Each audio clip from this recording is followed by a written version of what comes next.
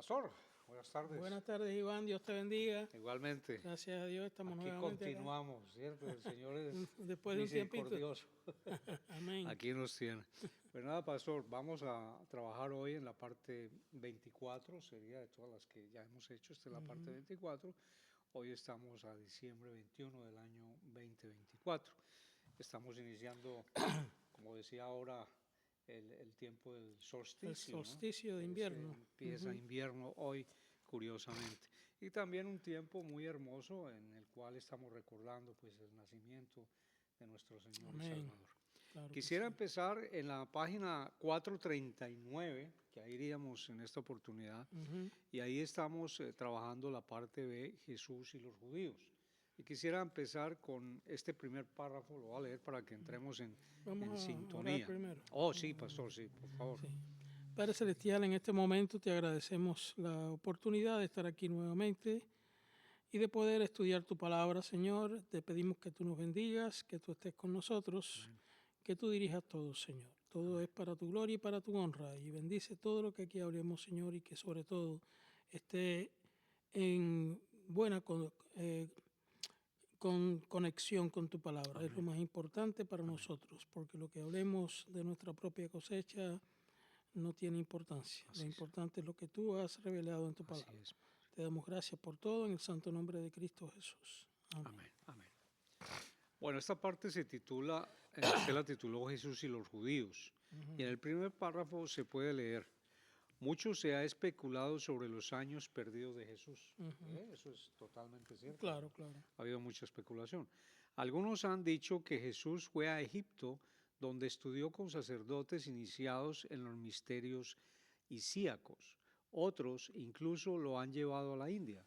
Esto para un jovencito judío educado bajo los principios mosaicos y con conciencia de pertenecer a un pueblo elegido, nos parece un extremo fantástico.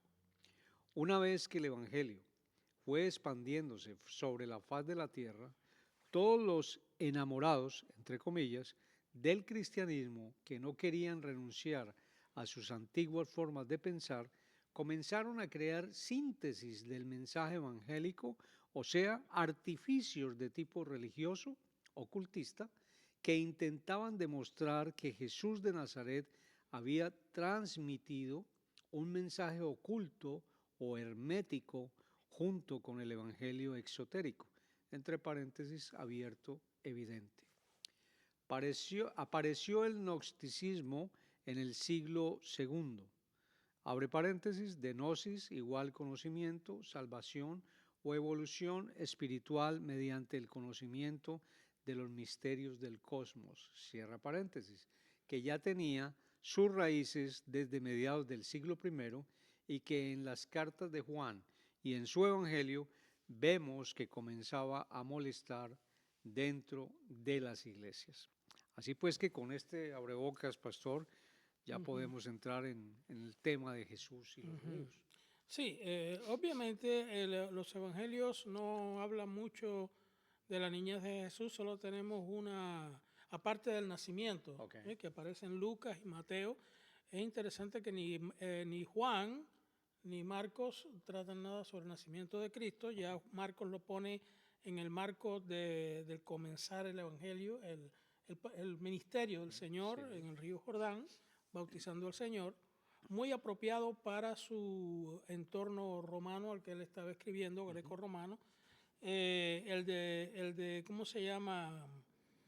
El de Juan más bien viene siendo un evangelio de carácter teológico, cristológico, fundamentalmente cristológico, para resaltar la personalidad, quién era realmente el Señor Jesús, que era Dios encarnado, y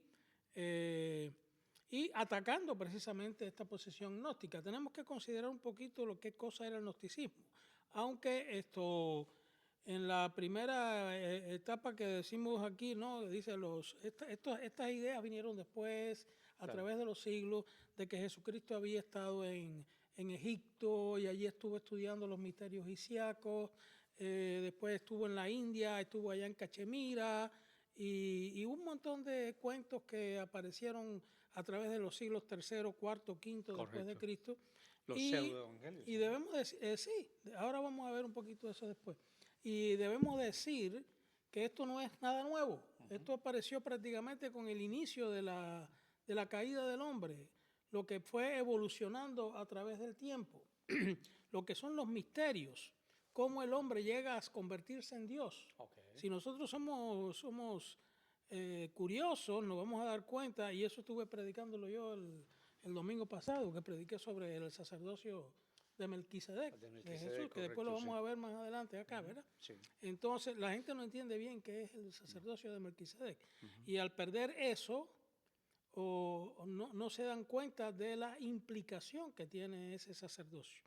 Entonces, pero bueno, ahora no estamos en ese tema. El asunto es que estos misterios vienen desde el momento, perdón, que Satanás le dice a la mujer, seréis como dioses, sabiendo el bien y el mal. Ese ha sido un propósito del hombre desde los primeros momentos de la caída hasta el día actual en que estamos aquí, tú y yo hablando. Entonces aparecieron cultos que trataban de, que no eran evidentes, no era el ritualismo eso normal del paganismo, de sacrificar animales o sacrificar personas, que incluso, ¿verdad?, en los cultos estos de la idolatría, si tú vas, por ejemplo, a Babilonia, y voy a estar predicando en breve sobre eso, quizás el día 25, Inanna, la diosa babilónica, la diosa caldea, Mesopotamia, cohabitó con su padre, y de ahí aparecieron los dioses, y aparecieron un montón de dioses y demás. Y todo eso está envuelto en una serie de conceptos que son realmente mistéricos. Correcto.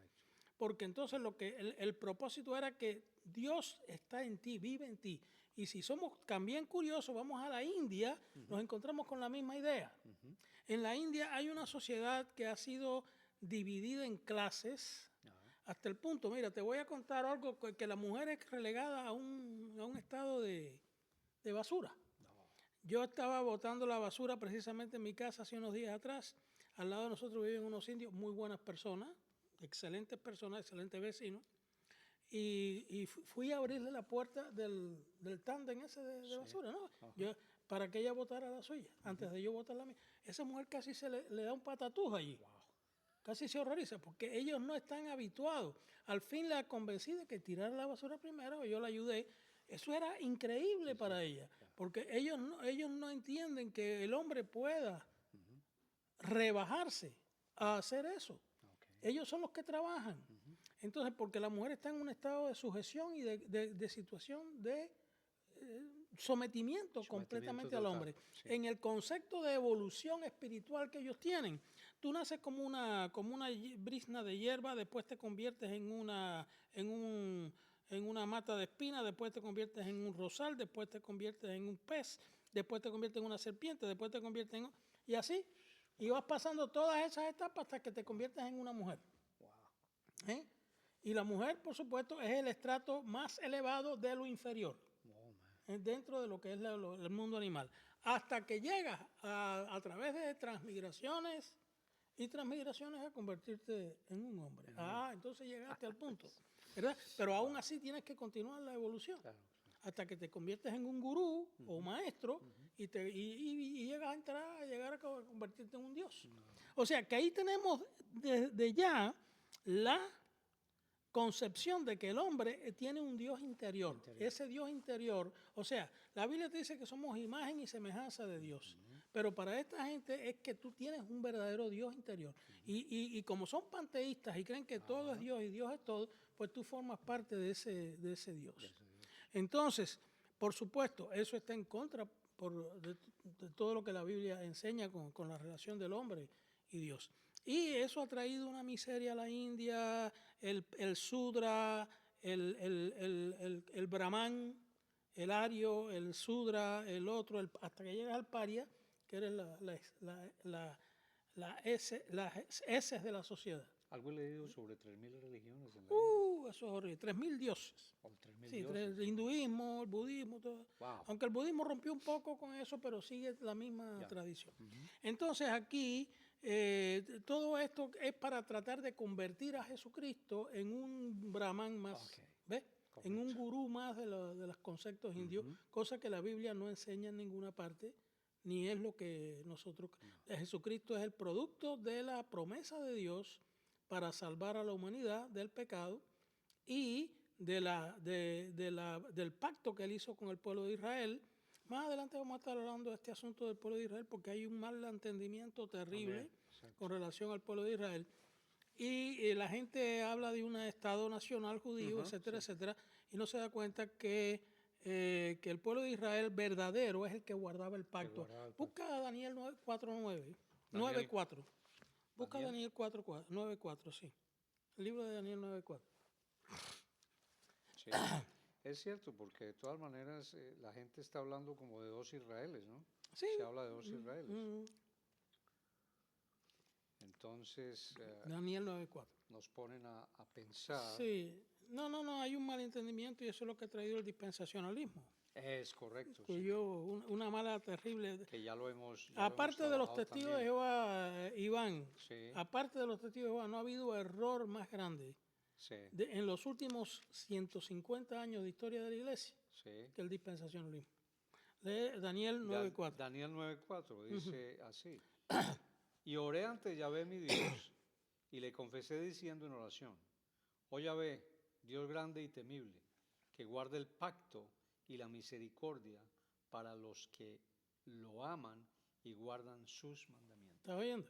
Y así hay muchos textos en el Éxodo, en el mismo Éxodo, antes del...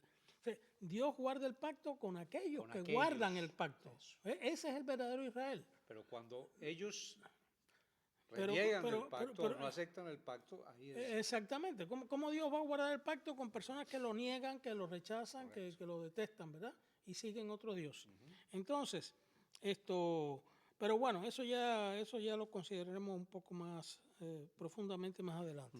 Pero esta es la situación, ¿ves? Entonces, Jesucristo seguramente en el periodo de su niñez, porque aparte, como estaba diciéndote, de que las narraciones que hay en los evangelios de su nacimiento virginal, etcétera, y en las condiciones que él nació, solamente tenemos otro vislumbre de la niñez de Jesús cuando a los 12 años fue al templo. Y entonces dice que allí hablaba con los escribas y con los doctores de la ley. Y los asombraba, ¿verdad? Entonces, fuera de eso no conocemos nada. Ahora, la vida del niño Jesús, lo más seguro que fue estar sujeto a sus padres, como dice también el Evangelio de Lucas, y aprender el oficio de carpintero, que eso es lo que hacían los primogénitos, los primeros nacidos, y trabajar para mantener a su mamá. Parece que José murió, si no en los primeros años, sabemos que hasta los 12 años estaba vivo. Después de eso no sabemos nada, la Biblia no dice más nada. Pero después de eso seguramente Jesús quedó a cargo del trabajo en el taller de José para mantener a la familia. Y como yo digo más adelante, no sé si yo creo que llegamos allá hoy, más adelante, él seguro que estuvo instruyendo a sus hermanos para cuando él empezara su ministerio, ¿verdad? Y dejar a su madre segura económicamente. Sí, es bien interesante, incluso en esta parte inicial, cuando usted se refiere a los pseudoevangelios, dice que esto, la mayoría de mediados del siglo II y III, reclamaban para sí el verdadero mensaje oculto, lo que usted está diciendo, ¿no? De Cristo, y pretendían fraudulentamente que ellos, y no los evangelios y epístolas apostólicas del siglo I, o sea, nuestro Nuevo Testamento, eran los legítimos transmisores del evangelio cristiano. Aparecieron varios evangelios.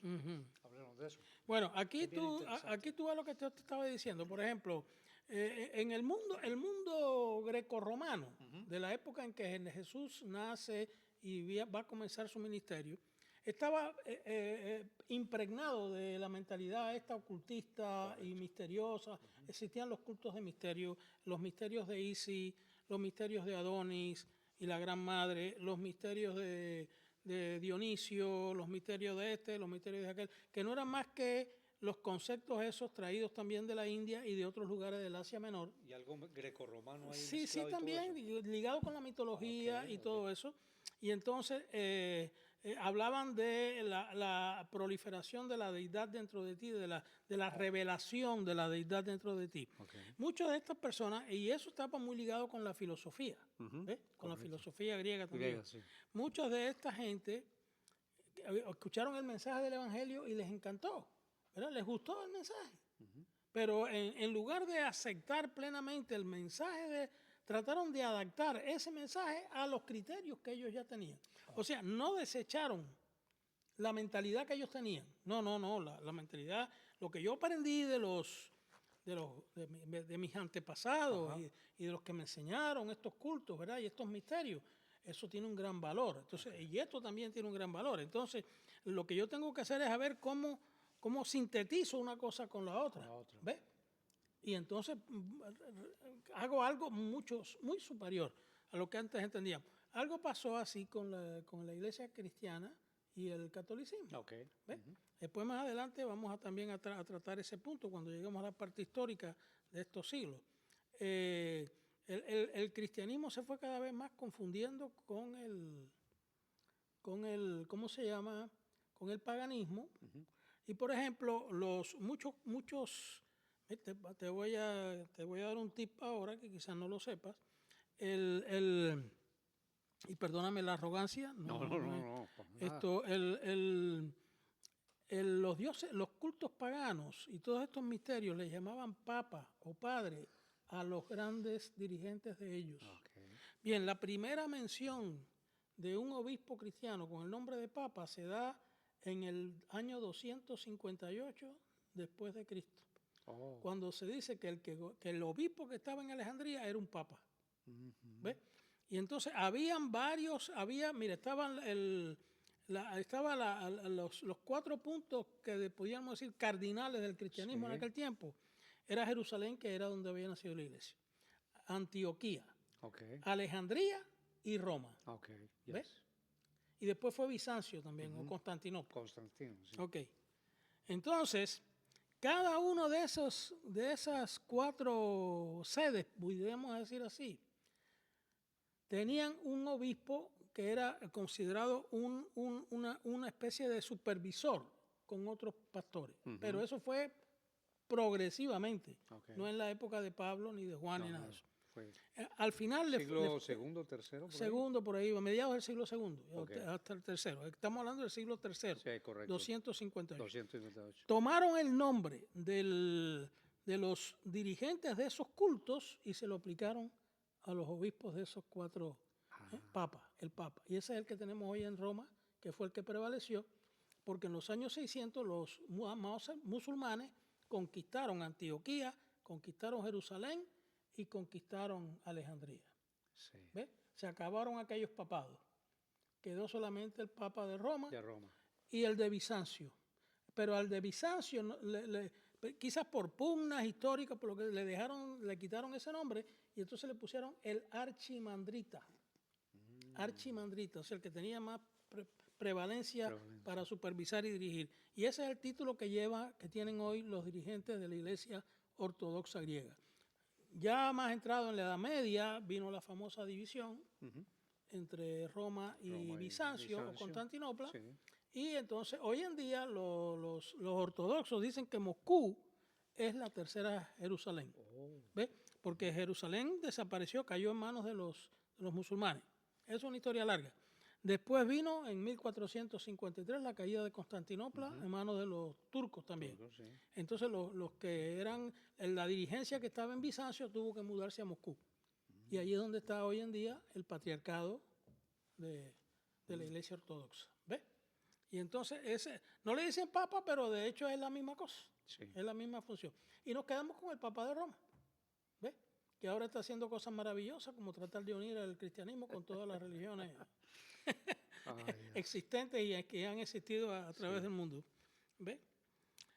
Así que aparecieron esta serie de evangelios falsos que ligaban los conceptos gnósticos, porque esa fue la la nueva cualidad.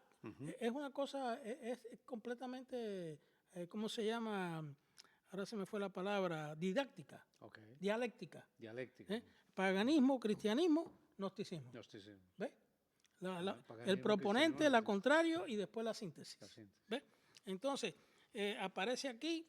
Aparece el Evangelio de Felipe. El Evangelio de Felipe, el de Tomás, el de Pedro, el Apocalipsis de Pedro, de Enoc y hasta el Evangelio de María Magdalena, que la reputan como amante de Jesús. Sí, también la mucho, sí.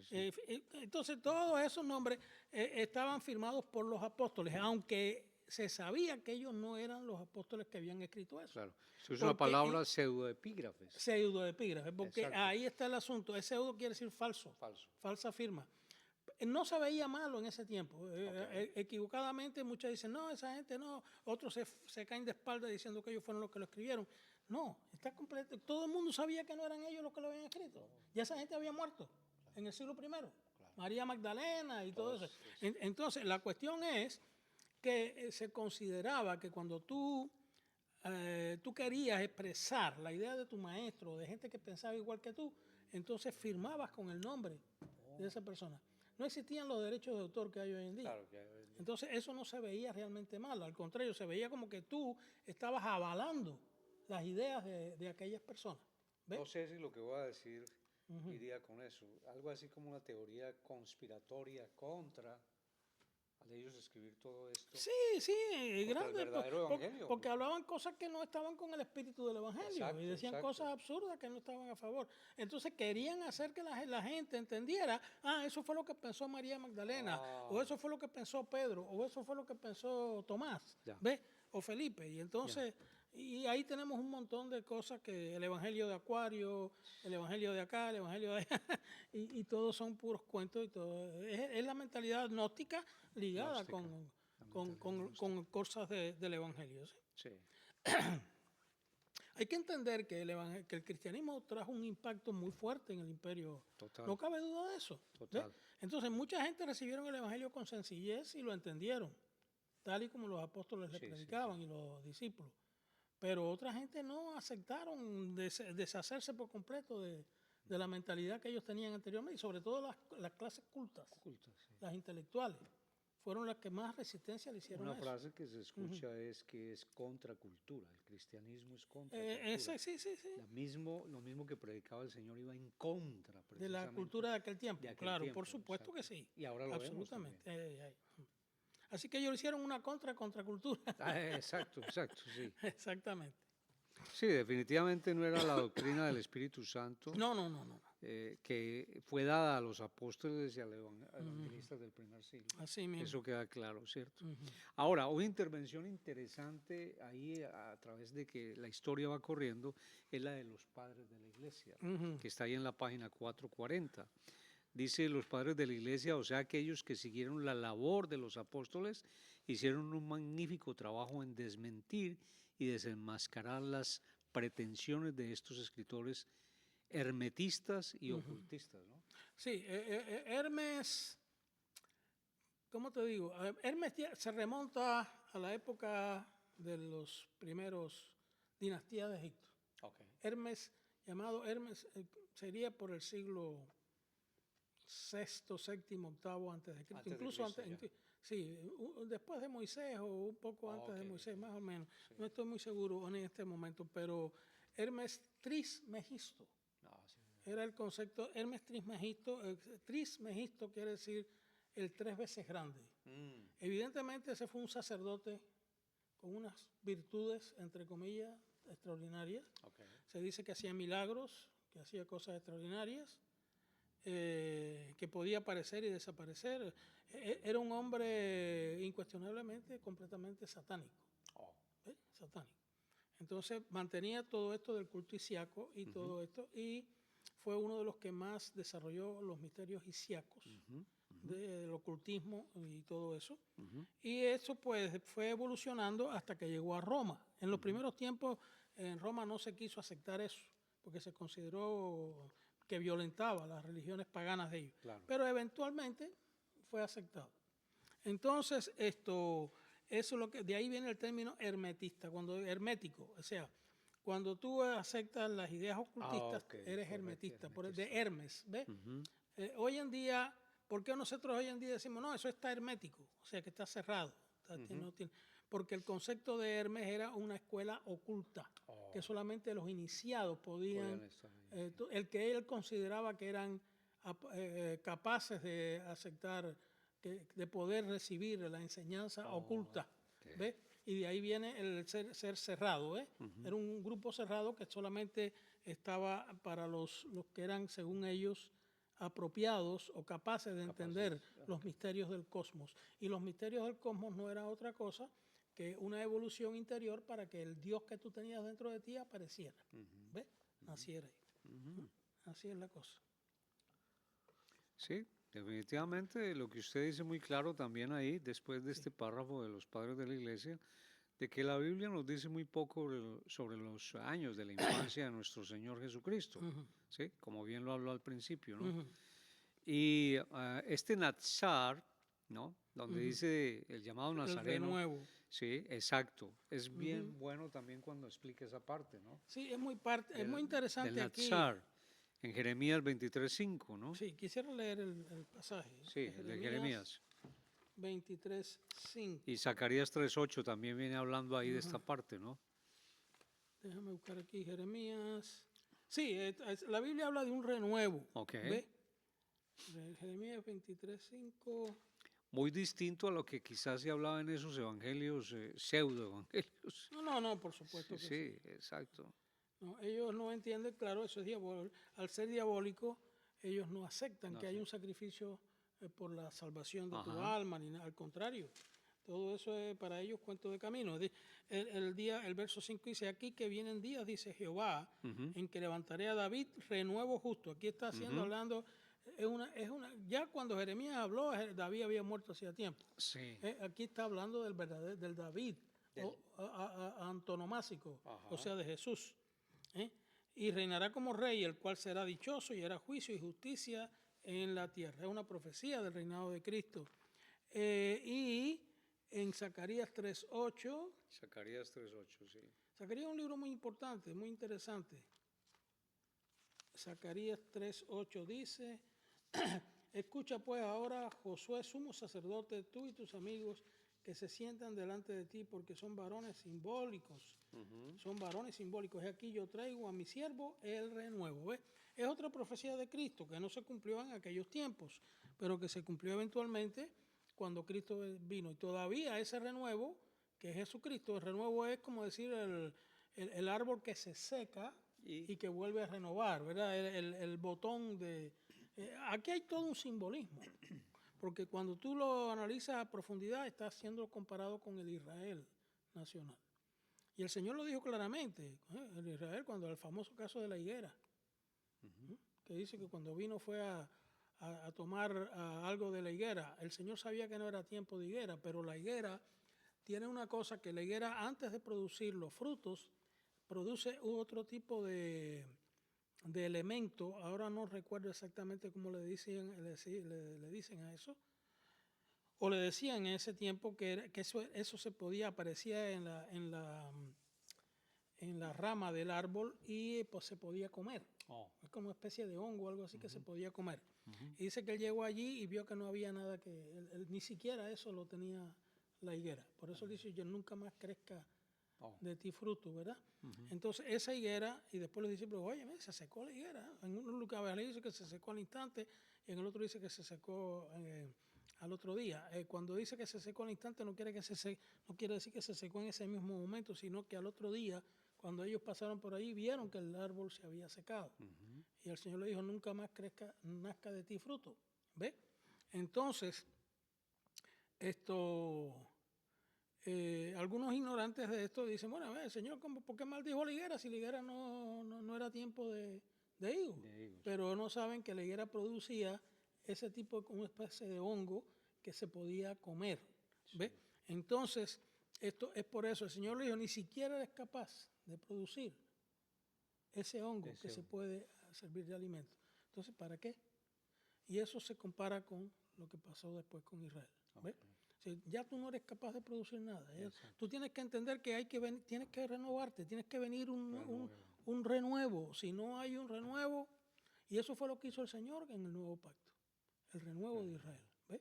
Él en primer lugar, lo dice Gálatas claramente, Él es la promesa. Y después de ahí se nace un Israel nuevo con aquellos judíos cristianos. ¿Ves? Y con los gentiles cristianos. Mira, la gente se cae de la mata y se ofende cuando tú le dices una cosa, porque no entienden la Biblia, hermano. Perdóname, yo no quiero parecer como un arrogante, como una persona que me lo sé toda ni nada de eso. No, yo no me la sé toda. Yo he tenido que estudiar mucho, ¿ves? Y hay por ahí muchos que saben más que yo. Pero, mira lo que dice Apocalipsis 12, 17. Se habla del famoso rapto, de que... Dice, entonces te dicen que Apocalipsis desde el capítulo 4 para acá es que se va a cumplir en el futuro.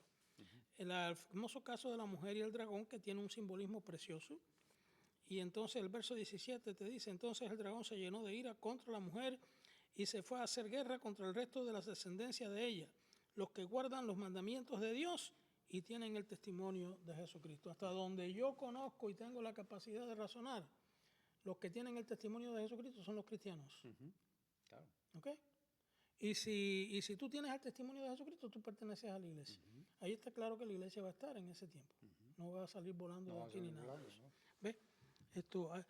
Hay un libro muy bueno de Waldron que se llama El fin de los tiempos. No te lo presto, no te lo regalo, no te lo doy, porque es lo único que tengo, pero trata de conseguirlo en internet. Se llama El fin de los tiempos, de Samuel Waldron. Y mañana lamentablemente voy a tener que decir algo sobre eso. Sí. Cuando tú tratas de escapar de la persecución, de todas estas cosas, tú realmente no tienes un cristianismo firme. ¿Ves? Así que se quieren ir de aquí y estar gozando las delicias celestiales y que los judíos que aman tanto se coman la candela de la gran tribulación. No han entendido ese... Yo no entiendo ese amor. Exacto. Y esas palabras del Señor cuando dice, incluso Juan las venía diciendo antes, pero el Señor las confirma, todavía las ratifica cuando dice arrepiéntanse, el reino de los cielos se ha acercado. Exactamente. Y es Él, el reino está aquí, ahí está, entonces entiéndalo, y viva y empiece a vivir el reino. Además, el hecho mismo del nuevo pacto es más que claro. ¿Y qué es arrepentirse? En griego metanoia, ¿y qué es la metanoia? Cuando ya usted lo entiende, ya ve, así mismo, gracias por esa expresión. El verdadero arrepentimiento. Sí, exactamente. Si tú no perteneces al nuevo pacto, ya no tienes pacto, ya estás sin pacto. Eso se cae de la mata. Y es una decisión del individuo, no es una decisión del Señor. Es lo que decimos, claro, por supuesto. Todo el que quiso aceptar a Cristo está dentro del pacto. Correcto. Y ese es el verdadero Israel, y eso es lo que la gente no entiende. Ahí está, pastor. Es triste, pero es así. En la página 441, uniendo todo esto, usted empieza el numeral 1 diciendo Jesús nació bajo la dispensación mosaica, perteneciendo a la tribu de Judá. Era, por lo tanto, un judío racial. Mira qué interesante, ¿no? Claro, por supuesto, es que era necesario que fuera así. Exacto. Sí. Si el Señor no nace como un judío, el judío era el que tenía el antiguo pacto. Aparte, él estaba dentro del antiguo pacto. Para que es tan maravilloso el caso de Cristo que a veces nosotros no nos cabe en la mente, no nos cabe en la cabeza. Porque vivir toda una vida sin mancha, sin pecado, para poder ir a una cruz. Si a ti o a mí nos dicen eso, salimos corriendo, mientras haya carretera estamos corriendo. ¿Viste? Porque, como tú decías, el hombre vive en pecado, el hombre comete pecado prácticamente constantemente. O de hecho, de pensamiento, de lo que sea. Y un hombre que nace con las mismas características nuestras, que vive en condiciones idénticas a las nuestras, que no tiene pecado, que asume una identidad con nosotros al ir al bautismo y que vive sometido a la ley, cumple la ley y para poder llegar a la cruz y ser el cordero sin mancha de Dios y darnos la salvación. Eso es tan maravilloso, tan profundo que no nos cabe en la cabeza. Sentido, exacto, y exactamente, entonces es así, porque si no hubiese cumplido la ley, no hubiera podido haber salvación. Okay. Porque el hombre, ni tú, ni yo, ni nadie jamás, ni Moisés, ni Abraham, ni nadie pudo cumplir la ley. Bueno, para Abraham no había esa ley, pero para Moisés y todos los que vinieron después. No pudieron cumplir, todos cometieron pecados, todos cometieron errores tremendos. Entonces, y así es, David, que fue el hombre que dice que era David, era según el corazón de Dios. ¿Y qué cosa hizo David? Asesinó, adulteró, hizo mintió, hizo cosas que a nosotros mismos no se nos ocurría. ¿Cómo tú vas a matar al esposo de una vez? Se comió los panes de la proposición, acuérdese aquel. Sí, bueno, imagínese. Pero era una necesidad mayor, ya ahí todavía se puede. Pero, y el Señor lo justificó en ese sentido, ¿no? Pero, y sin embargo, era un hombre, como hombre actuó y como hombre obró. Por lo tanto, tenemos que pensar en un David muy superior, porque David se convirtió en aquel concepto del rey perfecto de Israel, ¿no? Aunque no era perfecto ni mucho menos.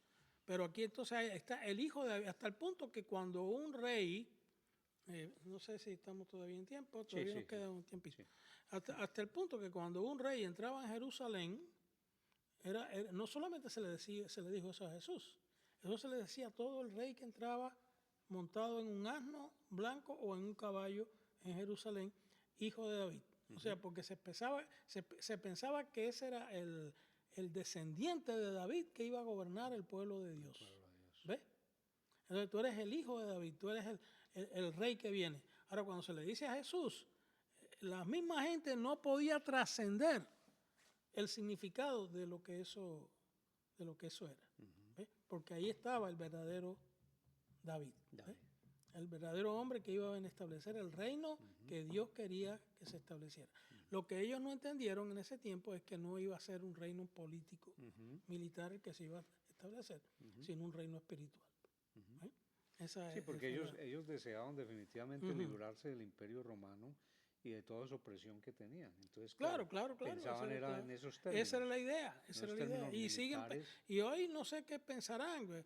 Como yo decía, yo no sé qué, bueno, los judíos, yo estoy teniendo un segmento histórico que ahora en estos días no lo estoy teniendo porque los domingos, que es Entendiendo el Israel según nacional.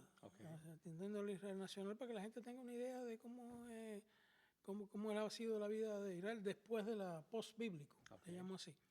Y entonces los judíos tuvieron una ventaja en la Edad Media, a pesar de que fueron despreciados, fueron rechazados, fueron mirados con desprecio e incluso perseguidos y muertos. El holocausto nazi no fue más que una de las últimas, porque después de la caída del nazismo también hubo persecución en Europa Oriental. Pero en la Edad Media la Iglesia Católica prohibió totalmente la usura. La Iglesia Católica es un calco del antiguo sacerdocio hebreo. Es una liga, como el gnosticismo, una liga de cristianismo con ocultismo. Entonces ellos ligaron la antigua forma hebrea con la forma pagana. Entonces ellos prohibieron la usura. Tú me podías prestar dinero a mí, ¿sí? Pero tú no me podías cobrar interés. No, eso es correcto. Y es la misma situación entre hermanos cristianos. Si ahora tú necesitas que yo te preste algo, yo no te voy a cobrar un interés. Eso no es correcto entre nosotros. Entonces, pero los judíos no. Los judíos se aprovecharon de eso. ¿Y qué pasó? Que ahí aparecieron las grandes riquezas judías. ¿Ves? Prestaban dinero a interés. Entre ellos no se prestan dinero a interés porque está prohibido por la ley. Pero a un gentil sí. ¿Ves? Entonces, amasaron grandes fortunas durante la Edad Media. ¿Ves? Y ahí aparecieron los Rothschild, los otros, acá. Todos los grandes, exactamente. Y ellos han logrado controlar en gran medida, yo no digo que lo controlen todo, pero en gran medida han logrado controlar la economía del mundo y no solamente eso, Iván. Mira, yo tengo ahí un libro, déjame decirte lo tres para que lo veas, no para que te... Sí, que aparece en 1919 una foto del presidium del Soviet Supremo en Moscú. O sea, poco de 2 años después de la revolución. en el que en los años 20, en la época de Stalin, tenía esa foto, lo fusilaban. Todos los que aparecen ahí en la foto esa eran judíos. Y entonces por eso decía que el comunismo es un engendro judío, decían los nazis y todos los antijudíos. Y Ford, el creador del automóvil, era antijudío hasta la tabla. Wow. Sí, él creó el judío internacional. Sí, el judío internacional. Y eso, bueno, a los nazis le dieron hasta una cruz de hierro. Por mérito del libro. Y entonces donde él explicaba cómo se hicieron las riquezas de los judíos. Sí. Y entonces aparecía el que cogían, el que agarraban con esa foto, lo fusilaban. Porque era demasiado evidente la situación. Bueno, dejemos hasta aquí en la dispensación mosaica. El nacimiento de Jesús nace bajo esa dispensación y ya el tiempo se nos agotó. Nos quedaría iniciar con el cumplimiento cabal de la ley que era indispensable en aquel tiempo, ¿no? Que es el segundo punto que va a tratar usted. Así que, bueno, quedamos pastor, aquí. Quedamos acá. Bueno, vamos a orar para despedirnos. No hemos caminado entonces, mucho, pero yo creo que ha sido, no, pero ha sido bueno, ¿sabe por qué? Interesante entender algunas cosas, ¿no? Exacto, si esto va quedando grabado y la gente va siguiendo el libro, va a entender mucho mejor el libro así como lo estamos Claro. Sí, pero bueno, esta es la justicia de los siglos y es una interpretación cristiana de la historia universal. Y bueno, el Señor es el que tiene el control del tiempo y Él nos irá guiando y nos irá llevando en este trabajo así mismo. Un día ya nos puso y ya llevamos tiempito haciéndolo, ¿no? Ya llevamos un tiempito y todavía queda otro tiempito. Otro tiempito, sí. Amén. Pero bueno, confiemos en Dios. Amén. Bien, les deseamos a todos los que nos escuchen, los que estén conectados con nosotros, una magnífica Navidad. Que Dios les bendiga. Amén. A ti también, Iván, a Andy, pastor, que está ahí en el control. Igualmente, sí. A su familia, a toda la familia cristiana, a todos los que aman al Señor Jesús y a su venida. Les deseamos una magnífica Navidad. Recordar que el Señor Jesucristo es la Navidad. Amén. Sin Él no hay Navidad. Habrá fiesta, habrá dulce, habrá comida, regalos, habrá baile, habrá todo eso, pero no hay Navidad. Es un pretexto lo que hay.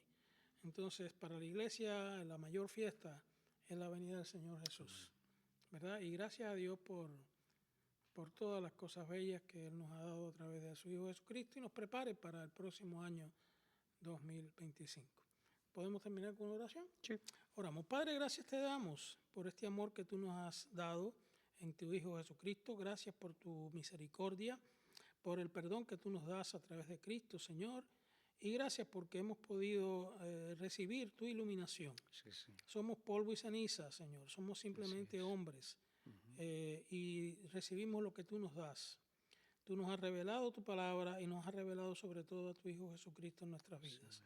Gracias por tu Espíritu Santo, por la labor que hace en tu iglesia y por aquellos hermanos que están preocupados por conocer la palabra, por conocer la verdad y por serte fieles. Bendice, Señor, a todos. Te damos gracias por la labor de nuestro hermano Iván. La ponemos en tus manos para que tú sigas bendiciéndole. Te damos gracias por nuestro hermano Andy, por su conocimiento y también por su familia y por toda la iglesia. Todo lo ponemos delante de ti para que tú lo bendigas, Señor. Y gracias por todo. En el santo nombre de Cristo Jesús. Amén. Bendiciones. Bendiciones, pastor. Muchas gracias. Hermano. Muchas gracias por todo, hermano.